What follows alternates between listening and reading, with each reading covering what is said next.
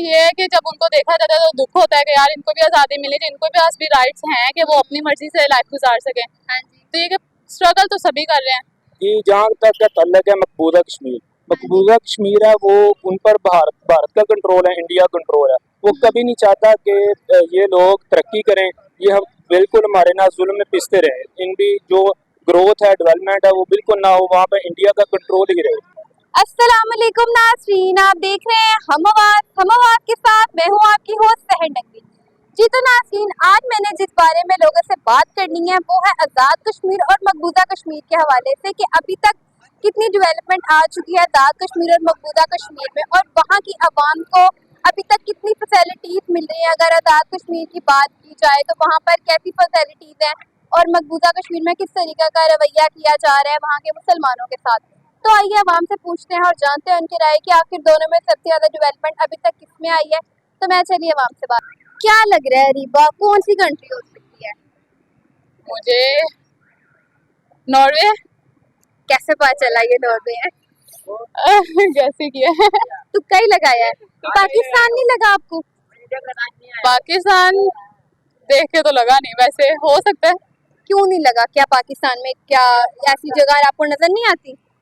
नहीं, शायद मैंने इतना घूमा नहीं पाकिस्तान, इस वजह से मुझे ऐसा लगा नहीं है। या तो होना टीवी वगैरह में कुछ इतना अच्छे सीन्स दिखा रहे हो फिर भी बात बनती है। तो नॉर्वे आपने पूरा देखा है? नहीं, उसके भी क्लिप्स ही देखे हैं।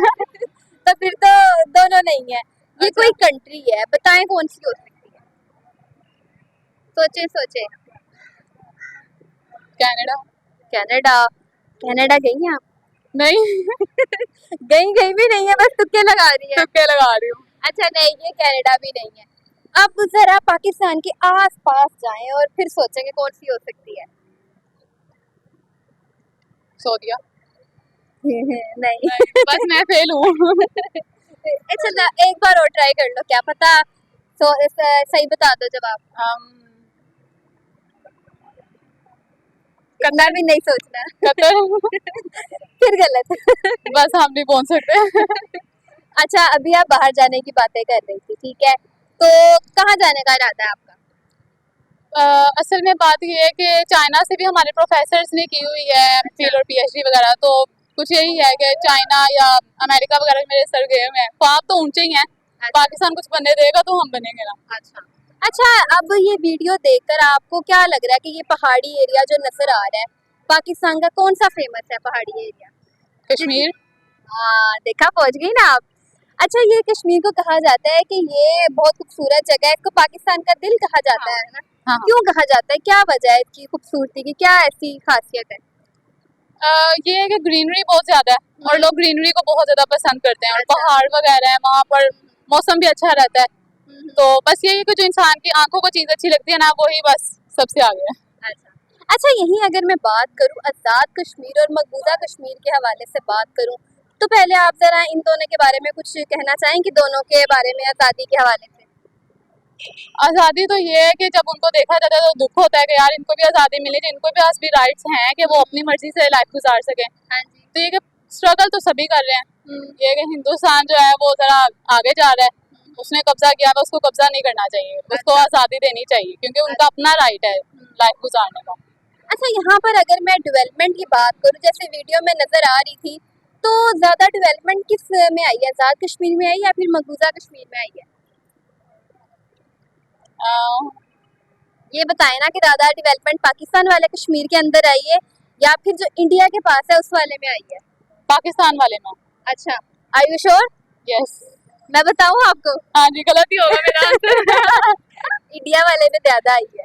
हाँ। पूछें कैसे आई है? कैसे आई है? देखिए अगर मैं बात करूं उनके, अगर मैं वो रेलवे सिस्टम की बात करूं तो वहाँ पर बाकायदा तौर पर रेलवे सिस्टम भी अब बन रहा है।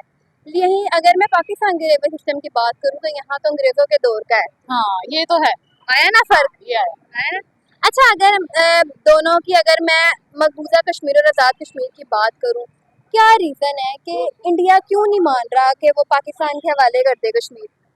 असल में ना खूबसूरती बहुत मैटर करती है। इंडिया चाहता है कि अगर उसके पास वो वाला कश्मीर चला जाए ना तो उसकी खूबसूरती में इजाफा हो जाएगा। अच्छा। जबकि वो ये नहीं देख रहा है कि यार अंदर रहने वालों की सांसें सूखी हुई हैं, तुम उनकी सांसें तो उनको अच्छे तरीके से लेने दो ना।